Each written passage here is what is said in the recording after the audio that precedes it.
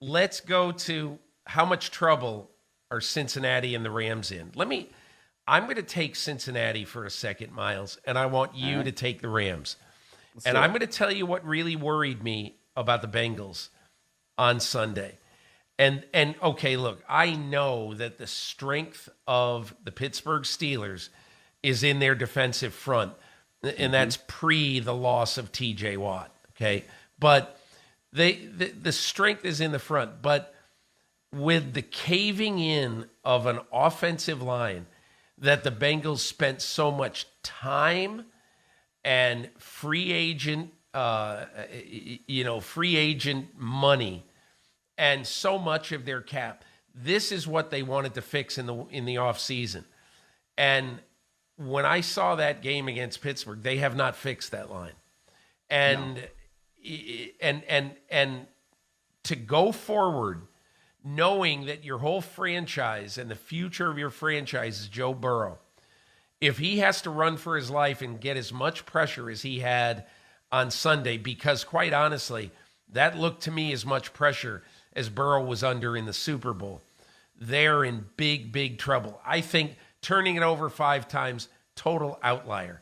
Every quarterback from Sid Luckman to Dan Fouts to Dan Marino, has had those kind of games over the years. So that doesn't really bother me. What bothers me is the pressure on Joe Burrow.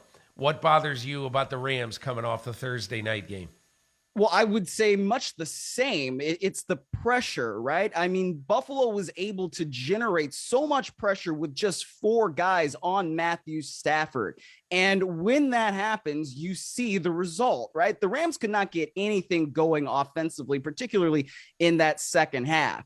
And if that's the case, right, then that team is going to look like that. But I mean, it's not like we haven't seen them have kind of bad performances based off of pressure before. I go back to last year when they played Tennessee at home, and a sort of similar phenomenon happened. Matthew Stafford got pressured all day long. He looked really bad. That offense couldn't get into any sort of rhythm, and then Tennessee ended up winning that game. And that Tennessee was one of the class of the AFC teams, at least they were last year, right? They were the number 1 overall seed. But I think Buffalo could be very similar. So it's not necessarily that I think the Rams are totally broken, like they've got such a horrible Super Bowl hangover, they're not going to be able to do anything. No, but I think it's fair to be concerned about an offensive line and an offensive unit that allows that much pressure on the quarterback, because if that's what's going to happen over the course of the season, the Rams are not going to be anywhere close to what they were in 2021. Hi, I'm Mike Tirico, and thanks for watching. Make sure to hit subscribe for the latest news and highlights from NBC Sports.